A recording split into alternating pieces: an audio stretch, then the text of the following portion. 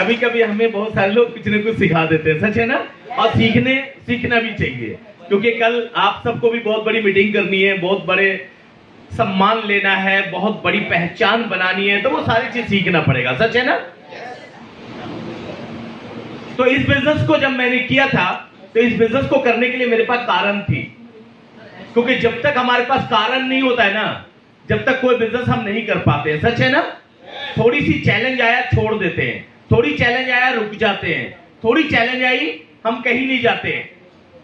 लेकिन अगर कारण होता है ना कि हमें ये बिजनेस क्यों करना है, जब क्यों वाला कारण होती है ना, क्लियर हो जाती है, तो मैं कहता हूं आंधी और तूफान, सर्दी और गर्मी, दुनिया की कोई ताकत नहीं उसको रोक दे, कोई नहीं रोक सकता उसको, बशर्ते उससे पहले हमारे पास कारण होना चाहिए क्यों करना है, सच है ना। तो मेरे पास क्यों करने की कारण थी, आज भी है और हमेशा रहेगा, क्योंकि सफल इंसान में और असफल इंसान में दो ही फासला तो है कि उनके अंदर कारण होता है, अब किसी चीज जो असफल इंसान है उनके पास कारण ही नहीं होता है, सच है ना। और कोई फैसला नहीं, सिर्फ एक ही फासला है, कारण होता है इसलिए कर जाते हैं। तो उसके बदले, उससे पहले मैं एक स्टोरी सुनाना चाहूंगा। मेरा नाम आप जानते हैं मोहम्मद मोइन है, और मेरा जन्म जो है बिहार में हुआ। बिहार एक दरभंगा जिला है, आप जानते होंगे, वहां पे मेरा जन्म हुआ।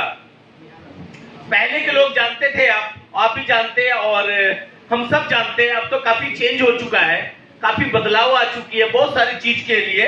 तो पहले के लोग सोचते थे कुछ और, उनकी सोच में काफी चेंजिंग था, आज के सोच में बहुत चेंजिंग है, सच है ना। तो एक चीज अक्सर देखा होगा आपने, जिस घर में कमाने वाले कम होते हैं और खाने वाले लोग ज्यादा होते हैं, उस घर की तरक्की बहुत कम होती है, सच है ना।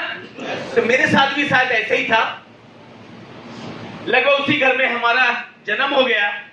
मैं तो कुछ कर नहीं सकता, ऊपर वाले को जहां भेजना था भेज दिया, अंबानी के घर तो भेजेगा नहीं वो, सच है ना।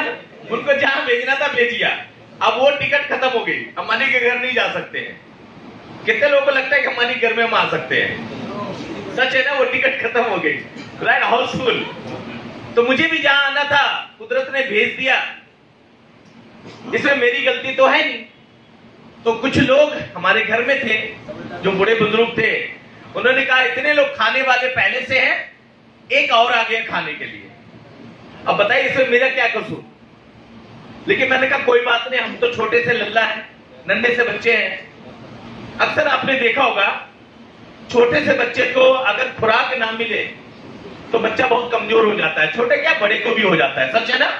वो तो मासूम सा बच्चे थे हम, 2 महीने के हुए, 3 महीने के हुए, बहुत कमजोर हो गए।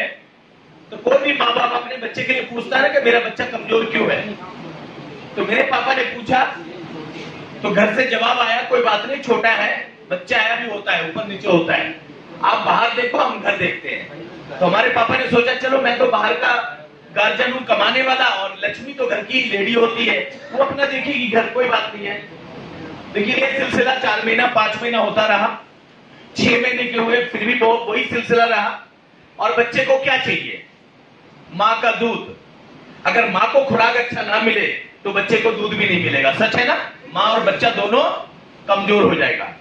तो मेरे पापा ने बात करने की कोशिश की, फाइनली जवाब आया आपको रहना है मेरे घर में तो मेरे तरीके से रहना पड़ेगा, अदरवाइज आप घर छोड़ के जा सकते हैं। तो उन्होंने समझाया, लेकिन फिर भी समझ नहीं आई।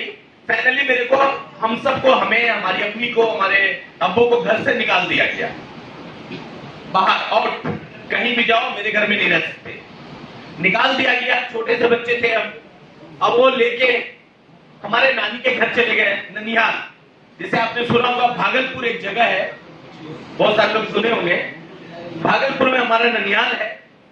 ननिहाल में सभी लोग बहुत प्यार करते हैं, आज भी करते हैं, हमेशा करेंगे।